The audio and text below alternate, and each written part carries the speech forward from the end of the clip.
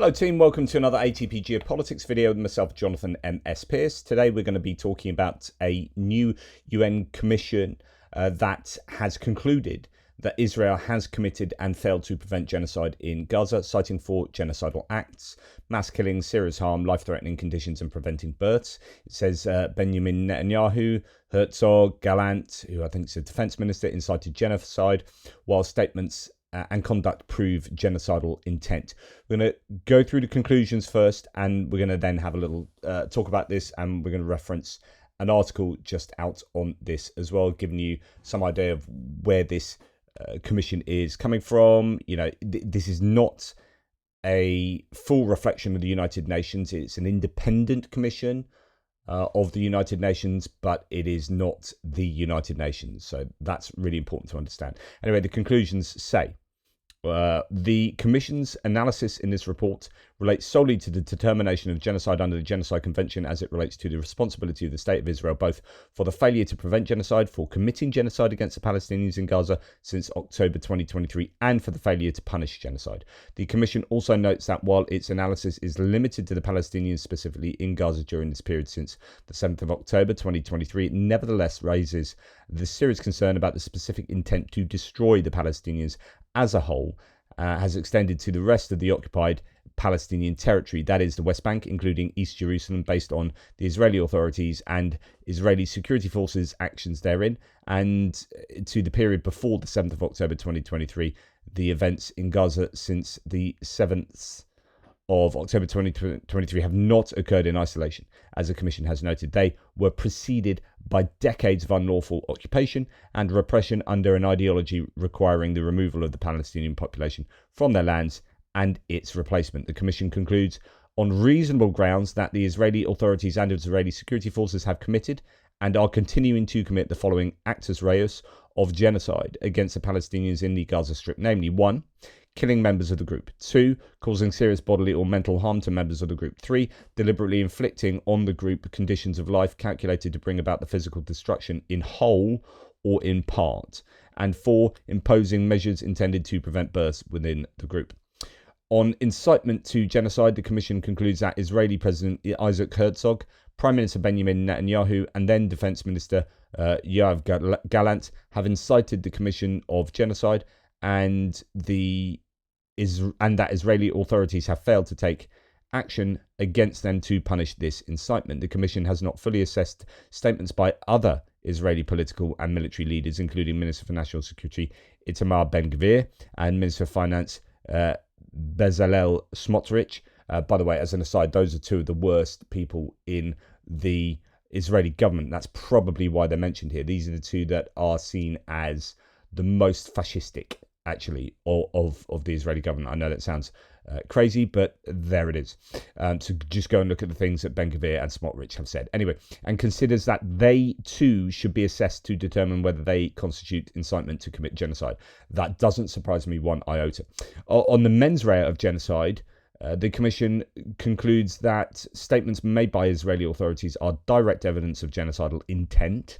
In addition, the Commission concludes that the pattern of conduct is circumstantial evidence of genocidal intent, and that genocidal intent was the only reasonable inference that could be drawn from the totality of this evidence. Okay, so in other words, what that is saying is that you can draw from what people like, for example, Benjamin Netanyahu have said, and we'll talk about that in a little bit in, say, a letter, that there is genocidal intent. So there are direct pieces of evidence from statements from people that there is genocidal intent. And also the pattern of conduct, what you can see infers genocidal intent, implies, genocidal intent. And that is the only reasonable inference that can be drawn from all of the evidence. Thus, the Commission concludes that the Israeli authorities and Israeli security forces have had and continue to have the genocidal intent to destroy, in whole or in part, the Palestinians in the Gaza Strip. The Commission concludes that the State of Israel bears responsibility for the failure to prevent genocide, the commission of genocide, and the failure to punish genocide against the Palestinians in the Gaza Strip. Now, we hear today that the Israelis are indeed invading the invading Gaza, putting their troops in there to indeed,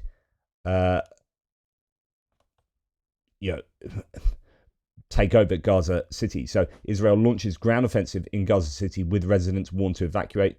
That's what is going on today. So it appears to coincide rather overtly and validate rather overtly what the commission is saying. Now, Israel has committed genocide in Gaza, says the UN Commission of Inquiry. Let's have a little look at the commission and some other do some other analysis concerning it. So we're going to start with Navi Pillay, who is the head of the commission. Pillay, a former UN human rights chief, added, quote, "The responsibility for these atrocity crimes lies with Israeli authorities at the highest echelons, who have orchestrated a genocidal campaign for almost 2 years now with the specific intent to destroy the Palestinian group in Gaza." Israel's foreign ministry said it categorically rejected the report and called for the COI to be abolished. Israel's ambassador to the UN in Geneva, Daniel Meron, called the report a scandalous and fake libelous rant that had been authored by Hamas proxies. Israel has declined to cooperate with the COI, accusing it of having a political agenda. The report, that's completely to be expected, to be honest. And I wouldn't put too much store in what the Israelis are saying there, because they are going to be obviously against any investigation that looks into genocide, because I think it's fairly obvious that they are committing genocide. The report was published as Israel launched a ground offensive in Gaza City, as previously mentioned, after weeks of intense bombardment across the territory's largest urban centre. Nearly 65,000 people have been killed in Gaza since Hamas's deadly attack against Israel on the 7th of October 2023, according to figures from the health ministry in Gaza. Now, I know some people like to call those figures into question, but actually I remember when the figures were nearer 37,000, and I did a piece looking at actually the science behind that, and how they have literally, I think it was a Time magazine titled the science behind the Gaza deaths, or something similar to that. So there is actually some good evidence to suggest that the health ministry isn't too far from the truth. But I don't want to go down that rabbit hole at the moment. Just stick to the claims of genocide. And a global hunger monitor has said part of the territory is suffering from famine. So that's an official designation, it seems, that the area is in famine. Wow. The independent COI's 72-page, and it is worth reminding ourselves it is independent, even though it's associated with the UN. COI's 72-page analysis is the strongest UN finding to date, but its conclusion does not officially represent the UN's official position. The world body itself has not yet used the term genocide, but is under growing pressure to do so. Israel has consistently rejected all such accusations, citing its right to self-defense after the Hamas attack, in which 1,200 people were killed and 251 taken hostage. It is fighting a genocide case in the International Court of Justice, the ICJ, in The Hague, citing as evidence interviews with victims, witnesses, doctors, verified open source documents and satellite imagery analysis compiled since the war began. The COI concluded that Israeli authorities and forces had since October 2023 committed 4 or 5 genocidal acts listed in the 1948 Genocide Convention. The convention, adopted in the wake of the mass murder of Jews by Nazi Germany in the Second World War, defines genocide as crimes committed, quote, with intent to destroy in whole or in part a national, ethnic, racial or religious group as such. To count as genocide, at least one of 5 acts must have occurred, and I think they have 4 of those acts, so it looks very clearly as to be genocide, at least according to COI. The 5 acts are killing members of the group, causing serious bodily or mental harm to members of the group, deliberately inflicting on the group conditions of life calculated to bring about its physical destruction in whole or in part, imposing measures intended to prevent births within the group, and forcibly transferring children of the group to another group. So that hasn't happened, that last one, but all the other 4 have. Interestingly, that last one looks to be what the Russians have done in Ukraine. Anyway, I digress. So just to finish up here, the investigators said explicit statements by Israeli civilian and military authorities, along with the pattern of the conduct of the Israeli forces, quote, indicated that the genocidal acts were committed with intent to destroy Palestinians in the Gaza Strip as a group. It cited as evidence a letter Netanyahu wrote to Israeli soldiers in November 2023, in which he compared the Gaza operation to what the commission describes as a, quote, holy war of total annihilation in the Hebrew Bible.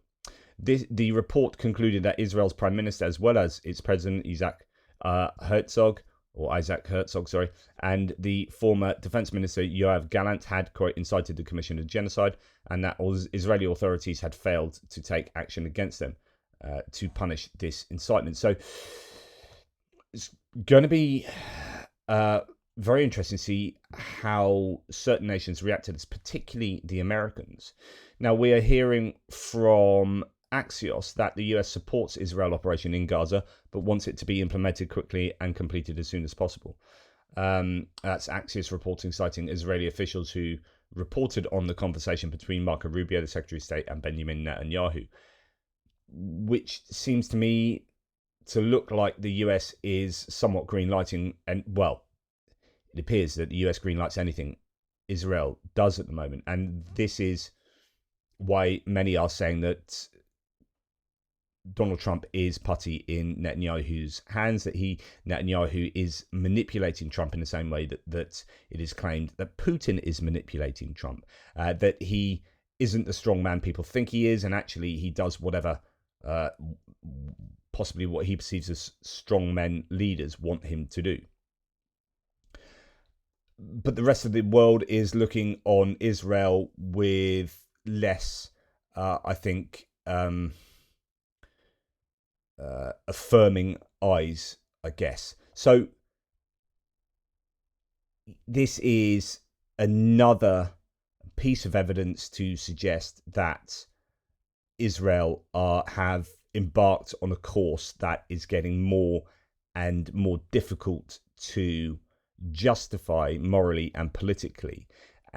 But they have the big guns. They have the US on their side still, and that gives that puts wind behind Israel's sails as they continue to commit this genocide. As some of the images coming out of Gaza are absolutely horrific, and of course there was that video the other day of the hospital getting hit, and then the emergency workers were then on site, and then the emergency workers got hit by another bomb. It looked like a double tap. And that was caught live. They were filming that live on the news. It was horrific. The imagery coming out there, I think, fully confirms the conclusions here of the UN COI. I'm fairly sure you're going to get growing resentment of Israel within Europe. We're seeing that. A number of nations looking to very formally recognize Palestine as a state, and Israel is looking to be sanctioned more and more, I think, but it comes down to what is the position of the United States. Anyway, I just thought I would communicate that to you this morning, as that is a big piece of news, and we are seeing more and more really significant military actions taking place as the IDF advance into Gaza. So, it's not looking good there. Anyway, let me know what you think. Take care, and I'll speak to you soon.